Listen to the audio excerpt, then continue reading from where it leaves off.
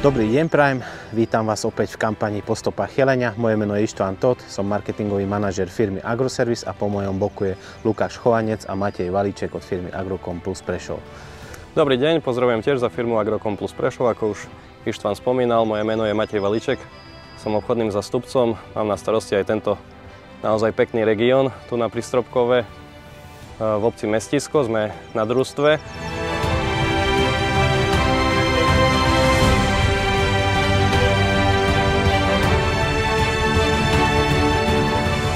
Tu by som sa chcel popýtať kolegu mechanizátora Lukáša Chovanca, že by nám trošku predstavil podnik, koľko asi toho obhospodarujete, aké stroje a tak.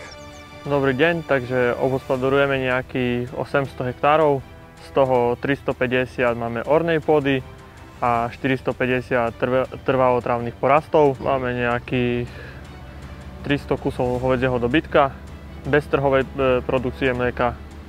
Čiže máme predstavené družstvo. Skús nám ešte povedať nejaké strojové zastúpenie, výkonnostné triedy asi, aké tu máte? Máme traktory od 90 koní do nejakých 270. Čiže naša 6195 vám asi bude pasovať na teraz. V rámci kampane sme odovzdávali LIS V451M a traktor 6195M. Dnes prebieha školenie a odovzdávanie kombinácie strojov.